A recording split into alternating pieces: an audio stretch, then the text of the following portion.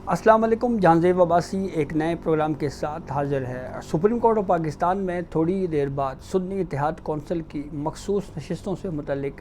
Case पर समाअत होने जा रही है। ये मखसूस नशिस्तों का मामला काफ़ी अहम है और इसको जोड़ा जा रहा है आइनी तरमीम के तनाजुर में। वो आइनी तरमीम जो सिरे से ना ही कोई इसका ड्राफ्ट आज तक सामने आ सका और ना ही कोई ठोस एविडेंस के तौर के ऊपर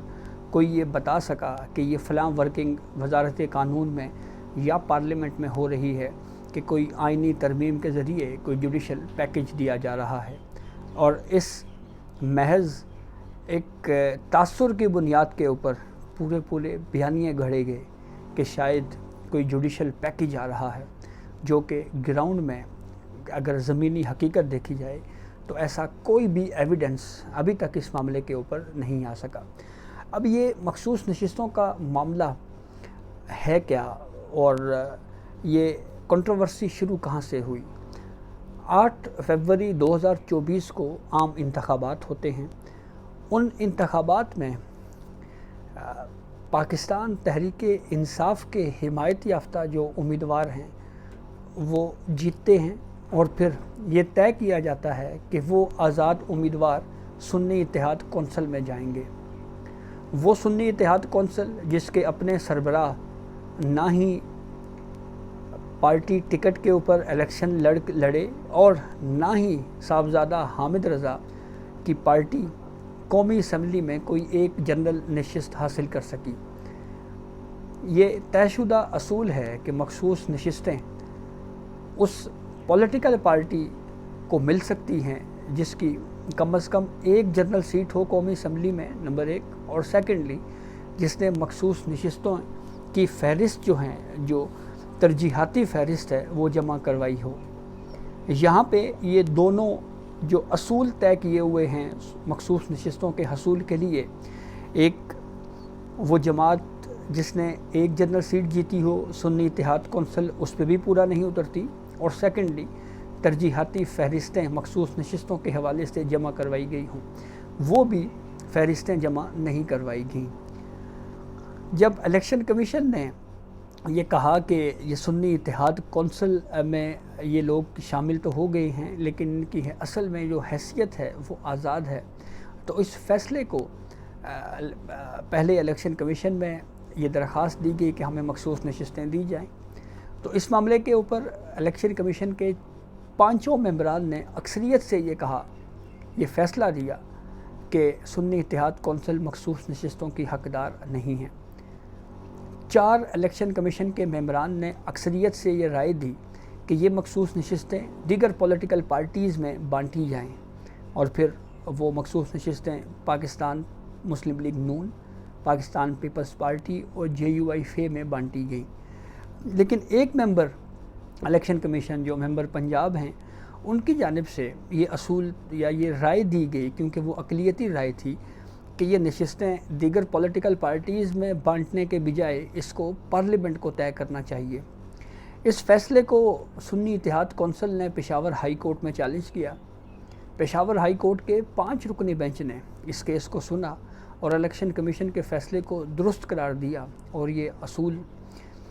पेशावर हाई कोर्ट के 5 रुकनी बेंच ने अपने फ़ैसले में तय किया कि इलेक्शन कमीशन का फ़ैसला दुरुस्त है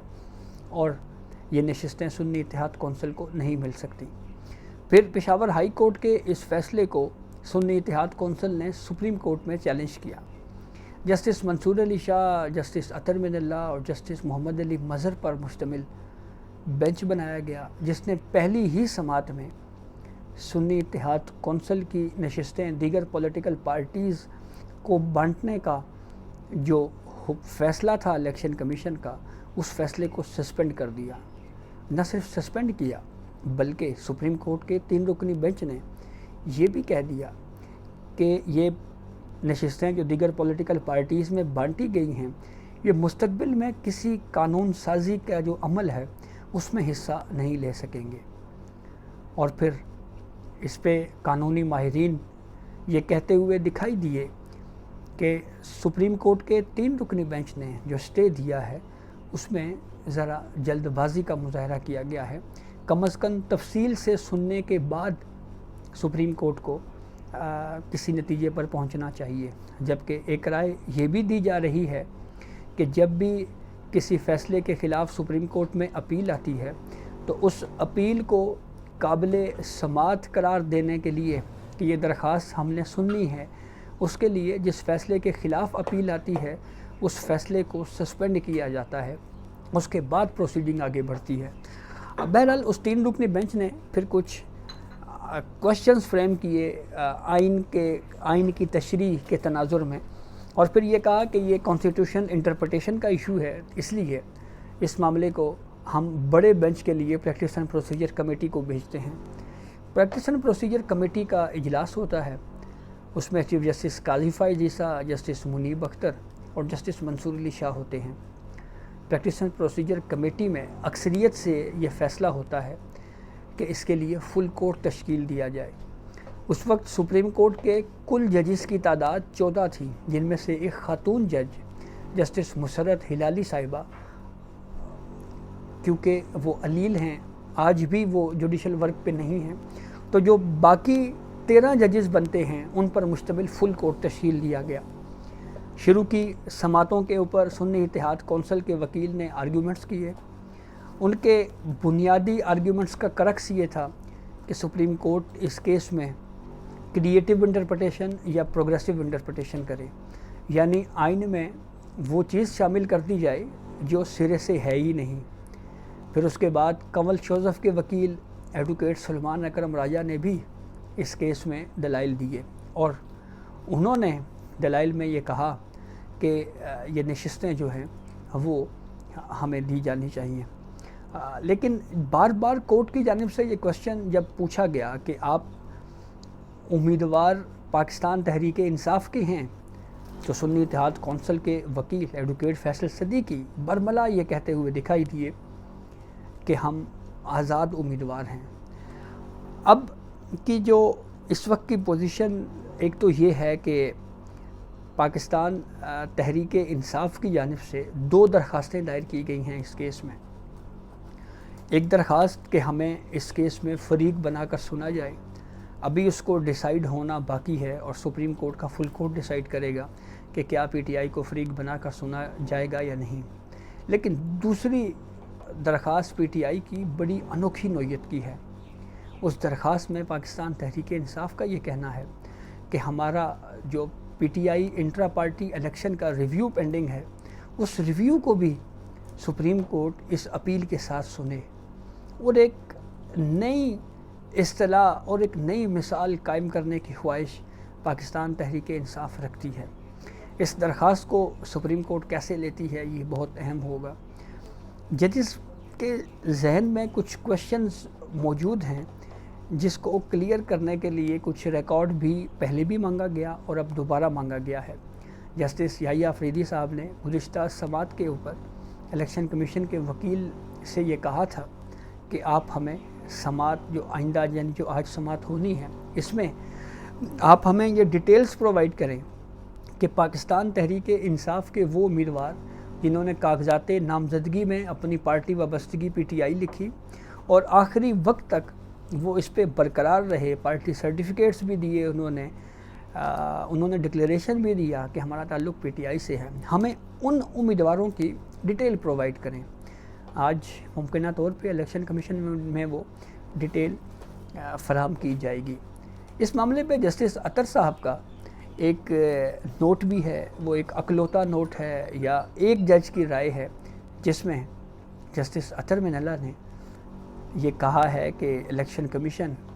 عام انتخابات 2024 سے پہلے جو مبینہ بے قاعدگیوں کے حوالے سے کمپلینٹس آئیں، انتخابات کے دوران جو کمپلینٹس آئیں اور انتخابات کے بعد جو کمپلینٹس آئیں، اس سب کا ڈیٹا دیا جائے۔ یہ ایک جج کی رائے ہے اور میرے خیال میں یہ الیکشن کمیشن پہ بائنڈنگ نہیں ہے۔ ہاں، اگر ان 13 میں سے 7 ججز اگر یہ رائے دیتے کہ الیکشن کمیشن یہ ریکارڈ پرووائڈ کرے تو پھر ہم یہ کہہ سکتے تھے کہ یہ اکثریتی فیصلہ ہے اور یہ الیکشن کمیشن کے اوپر بائنڈنگ ہے، الیکشن کمیشن کا اس فیصلے پر عمل کرنا لازم ہے۔ گزشتہ سماعت کے اوپر جب جسٹس اختر صاحب نے یہ آبزرویشن دی تھی تو اس پہ چیف جسٹس قاضی فائز عیسیٰ صاحب نے وہاں پہ واضح کیا تھا کہ ہم یہ ریکارڈ اس لیے نہیں منگوا سکتے کہ ہم پشاور ہائی کورٹ کے فیصلے کے خلاف اپیل سن رہے ہیں، سپریم کورٹ 184(3) کے تحت یہ پروسیڈنگ نہیں چلا رہی۔ تو اب یہ کیس تقریباً حتمی مرحلے میں داخل ہو گیا ہے، لیکن پاکستان تحریک انصاف کی ان درخواستوں سے یوں لگتا ہے کہ شاید یا تو وہ ان درخواستوں کے ذریعے اس کیس کو مزید ڈیلے کرنا چاہ رہے ہیں، یا پاکستان تحریک انصاف یہ چاہتی ہے کہ کم از کم ان کو فیصلہ، کیونکہ بظاہر یہ لگ رہا ہے کہ اب تک جو سنی اتحاد کونسل کے وکیل کے جو آرگیومنٹس ہیں وہ کوئی بہت اپ ٹو مارک نہیں ہیں، تو ان کو کوئی بیانیہ مل جائے اور وہ پھر اس بیانیہ کے اوپر پالیٹکس کر سکیں۔ پاکستان تحریک انصاف کورٹ سے باہر جوڈیشری کے اوپر عدم اعتماد کر رہی ہے، لیکن کورٹ میں آ کے ایسا کوئی بھی عمل نہیں ظاہر کیا گیا، اور اس سے یہ بات واضح ہوتی ہے کہ اس عدالتی پروسیڈنگ میں بھی پاکستان تحریک انصاف جو ہے وہ پالیٹکس کر رہی ہے اور سیاست کر رہی ہے۔ تو لیٹس سی، دیکھیں یہ کیس کب کنکلوڈ ہوتا ہے اور اس میں سپریم کورٹ آف پاکستان جو ہے وہ کب تک اس کیس کو مکمل کر کے آرڈر جاری کرتی ہے۔ تو یہ اب تک کی اپڈیٹ تھی جسے ہم نے آپ کو آگاہ کیا۔ بہت شکریہ۔